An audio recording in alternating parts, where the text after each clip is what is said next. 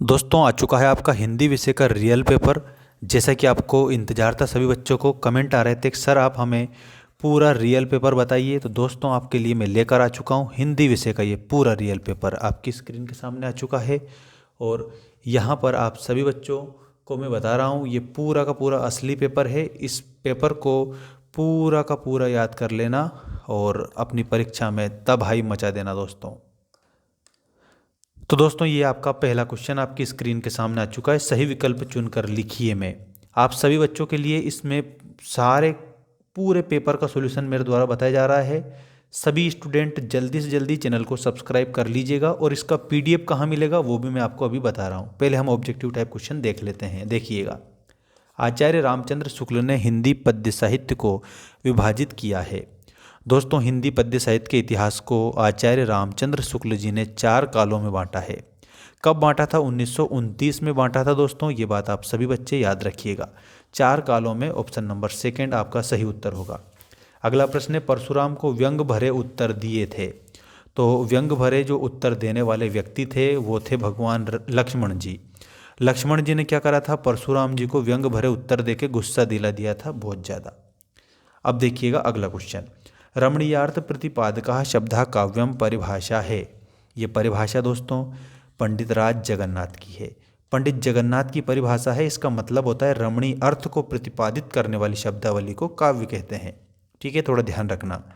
इसके बाद में दोस्तों आपका जो अगला क्वेश्चन है वो ये रहा, संस्कृति पाठ में न्यूटन को कहा गया है। दोस्तों न्यूटन को संस्कृत मानव कहा गया है। वह कोई भी व्यक्ति जो किसी भी प्रकार का नया आविष्कार करता है उसको क्या बोला जाता है? उसको संस्कृत मानव बोला जाता है। तो न्यूटन ने गुरुत्वाकर्षण का आविष्कार करा। तो यहाँ पर आप लोगों को ग्रेविटी की खोज करने वाला संस्कृत मानव न्यूटन याद रखना है। ठीक है, सभी बच्चे ऑप्शन नंबर 3 पर जाएंगे। नेक्स्ट क्वेश्चन है, क्रिया विशेषण में विशेषता बताई जाती है। तो दोस्तों इसमें क्रिया की विशेषता बताई जाती है। और एक बात मैं बता देता हूँ, क्रिया को अंग्रेजी में वर्ब तो बोलते ही हैं, इससे काम का करना या होना पाया जाता है। ये 2 तरह की होती है दोस्तों। अगर आपसे क्रिया के 2 भेद पूछते हैं तो आप बताएंगे, एक तो होता है सकर्मक क्रिया, ठीक है, और एक होता है अकर्मक क्रिया। ठीक है, ये 2 प्रकार की क्रिया होती है आप लोगों की। ठीक, तो इसमें क्रिया याद रखना। अगला है, भोलानाथ और उसके साथी अपने घरौंदे के किवाड़ बनाते थे दिया सलाई की पेटियों से। ये आप लोगों का दिया सलाई की पेटियों से आंसर हो जाएगा। ठीक है, अब मैं आपको रिक्त स्थान बता रहा हूँ, पूरा 100% असली है रिक्त स्थान, एक भी गलत नहीं है। ये बात गांठ बांध कर याद रख लेना सभी बच्चे। ठीक है, फिर बाद में मत कहना मेरे से, पहले ही बता देता हूँ मैं। कविता फागुन की मादकता को प्रकट कर रही है। तो दोस्तों यहाँ पर उत्साह जो कविता है, उत्साह और अट नहीं रही, ये 2 कविताएं यहाँ पर लिखी हुई है। एक तो उत्साह है और इसके अलावा एक फसल है और एक अट नहीं रही। देखो तो इसमें दोस्तों अट नहीं रही जो है ना, ये लिखना है आपको, क्योंकि फागुन की मादकता को अट नहीं रही नामक कविता क्या कर रही है? प्रकट कर रही है। तो आपका ऑप्शन अट नहीं रही से करेक्ट हो जाएगा। जहाँ एक शब्द का समान अर्थ में एक से अधिक बार क्रमशः प्रयोग होता है वहाँ पर पुनरुक्ति प्रकाश अलंकार होता है। तो खाली स्थान में आपको क्या लिखना है? पुनरुक्ति प्रकाश, ये आपको आंसर लिखना है। अगला देखो, जिन छंदों की रचना मात्राओं की गणना के आधार पर होती है उन्हें कहते हैं, तो उन्हें कहते हैं मात्रिक छंद। नेक्स्ट क्वेश्चन है, शहनाई बजाने के लिए का प्रयोग होता है। तो दोस्तों शहनाई बजाने के लिए रीड का प्रयोग होता है, ये बात ध्यान रखना।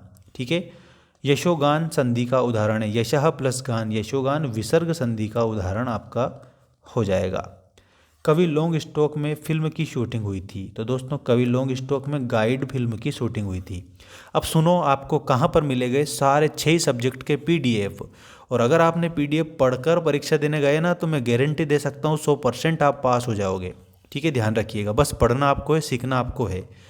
पीडीएफ मिलेगा आपको हमारे ऐप पर। ऐप की लिंक मैंने आप लोगों के लिए डिस्क्रिप्शन में दे दी है। तो हमारा जो मेंस एजुकेशन ऐप है ना, इस ऐप पर आपके 6 सब्जेक्ट के कोर्स मात्र 199 में है। जिसने भी बंदे ने लगा लिया ना, ये मान कर चलो कि 100% वो पास हो जाएगा। लेकिन पढ़ना आपको है। मेंस एजुकेशन ऐप की लिंक डिस्क्रिप्शन में है और इस चैनल के होम सेक्शन पर भी दे रखी है। अब मैं आपको अगला बताता हूँ। ये तो मेरा प्रमोशन हो चुका है। अब मैं आप लोगों को मुख्य जो प्रश्न है जो मैं बताने के लिए आया हूँ इस वीडियो के माध्यम से वो बता रहा हूँ। दोस्तों मैं बता देता हूँ, मैं आप लोगों को एक गारंटी देता हूँ कि फ्री में कोई सी भी चीज़ें नहीं मिलती है, और जो फ्री में मिलती है वो सही नहीं होती, ये बात भी ध्यान रखना। इसलिए मेरे द्वारा बनाया गया रिसर्च करके कोर्स 199 का है। अगर आपने परचेस कर लिया तो ये मानकर चलिए कि आप पास हो जाओगे, कोई नहीं रोक सकता आपको। देखिएगा, सत्य असत्य का पहला क्वेश्चन। वात्सल्य और श्रृंगार रस के शेष कवि सूरदास को माना गया है। दोस्तों सही बात है, सूरदास को ही माना गया है, इसमें आपको सत्य लिखना है। अगला देखिएगा, जहाँ किसी वस्तु या विषय का वर्णन बढ़ा चढ़ाकर किया जाए वहाँ अन्योक्ति अलंकार होता है। तो दोस्तों इसमें आपको असत्य लिखना है, क्योंकि वहाँ पर अन्योक्ति नहीं अतिशोक्ति अलंकार होता है। मन्नू भंडारी अपने भाइयों के साथ गुल्ली डंडा भी खेलती थी। तो दोस्तों इसमें ज़रूर आप लोगों को क्या लिखना है, सत्य लिखना है। रेखा चित्र को शब्द चित्र भी कहते हैं। तो साथियों ये बात बिल्कुल सत्य है, रेखा चित्र शब्द चित्र के रूप में भी जाना जाता है। राम बाजार जाता है एक आज्ञावाचक वाक्य है, तो इसमें आपको असत्य लिखना है, क्योंकि आज्ञावाचक वाक्य नहीं है, ये विधिवाचक वाक्य है। ये बात आप सभी बच्चे ध्यान रखना, ठीक है। विधिवाचक वाक्य है, ना कि आज्ञावाचक। अगला है हिरोशिमा भारत में है, तो ये भी आपको असत्य लिखना है, क्योंकि हिरोशिमा भारत में नहीं है, हिरोशिमा जापान में है। और जापान के शहर पर अमेरिका ने परमाणु हमला कर दिया था द्वितीय विश्व युद्ध में, ठीक है। अमेरिका याद रखना दोस्तों, ठीक है, याद रखिएगा ढंग से। अब मैं आपको जोड़ी बता रहा हूँ, स्क्रीनशॉट लेते चलना, ऐप को डाउनलोड करके और मज़े करना सभी बच्चे। ध्यान रखिएगा, सब कुछ मिलेगा आप लोगों को, बस मेहनत आपको करनी पड़ेगी हमारे साथ साथ दोस्तों, ठीक है। चलिएगा, अब मैं आपको जो ये बता रहा हूँ सही जोड़ी, इसके आंसर अच्छे से रट लेना। देखिए, आधुनिक कबीर। दोस्तों आधुनिक कबीर किसे बोला जाता है? तो कवि नागार्जुन को आधुनिक कबीर बोला जाता है, ये याद रखना। इसके बाद में चौपाई। चौपाई के आगे आपको क्या याद रखना है? चौपाई एक सममात्रिक छंद है। सममात्रिक क्यों है? क्योंकि 16-16 मात्रा होती है प्रत्येक पंक्ति में। नेक्स्ट है बालम खीरा। तो बालम खीरा के आगे आप लोगों को लखनऊ याद रखना है, क्योंकि लखनऊ स्टेशन से नवाब साहब ने बालम खीरा खरीदा था, ठीक है। थोड़ा अच्छे से याद रख लेना, ठीक, भूल मत जाना। समास के प्रकार। दोस्तों समास के 6 प्रकार होते हैं, 6 इसमें याद रखेंगे। सबसे आगे रहने वाला अग्रणी कहलाता है। और इसके बाद में ऊंच नीच में बई कियारी, तो इसमें जो उपजी सो भई हमारी, ये आंसर आप इसमें करेंगे, ठीक। इसके बाद अगला क्वेश्चन देखिएगा साथियों, और ये रहा आप लोगों का अगला क्वेश्चन। निम्नलिखित प्रश्नों के उत्तर एक वाक्य में लिखिए।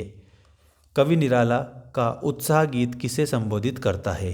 तो दोस्तों ये बादलों को संबोधित करता है, उत्साह गीत। और बादल दोस्तों किसके प्रतीक हैं? तो मैं आप लोगों को बता देता हूँ, क्रांति के प्रतीक के रूप में बादलों को माना गया है, ठीक, थोड़ा ध्यान रखिएगा। नेक्स्ट, रस किसे कहते हैं? तो यहाँ पर आप लोगों को मैं बता देता हूँ, किसी भी काव्य को पढ़ने, सुनने, देखने से हमें जो आनंद की अनुभूति होती है, ठीक है, उसे हम क्या कहते हैं? रस कहते हैं दोस्तों। तो याद रखिएगा, काव्य में जो आनंद होता है उसे रस कहा गया है। संस्कृति निबंध हमें किससे टकराने की प्रेरणा देता है? तो दोस्तों यहाँ पर आप सभी बच्चे एक बात मैं बता देता हूँ, संस्कृति जो है ये हमें किससे टकराने की प्रेरणा देता है? मानव संस्कृति। दोस्तों एक बात याद रख लेना, इसमें आप लोगों को इसमें करेक्ट आंसर के रूप में लिखना है, और वो हो जाएगा किससे? मुसीबतों से टकराने की प्रेरणा देता है दोस्तों, ठीक है। अच्छे से आप इसको याद रखिएगा। और डटकर मुसीबतों का सामना करने की प्रेरणा हमें ये पाठ देता है दोस्तों। और नेक्स्ट क्वेश्चन देखिएगा, वीर रस की कविताओं में कौन सा शब्द गुण होता है? तो दोस्तों वीर रस की जो कविताएं हैं उसमें ओज गुण पाया जाता है, ओज गुण आपको आंसर लिखना रहेगा। नेक्स्ट क्वेश्चन है, रहस्यमय तारों भरी रात लेखिका मधु कांकरिया के मन में क्या जगा रही थी? तो दोस्तों यहाँ पर आप सभी बच्चे एक बात मैं बता देता हूँ, रहस्य में जो तारों भरी मधु कांकरिया जगा रही थी, तो उसके मन में क्या जगा रही थी? उत्साह की भावना जगा रही थी, उनके मन में प्रेम की भावना जगा रही थी, ठीक है। इस तरीके से आप आंसर लिखेंगे। इसके बाद लेखक अज्ञेय ने हिरोशिमा कविता कहाँ बैठकर लिखी?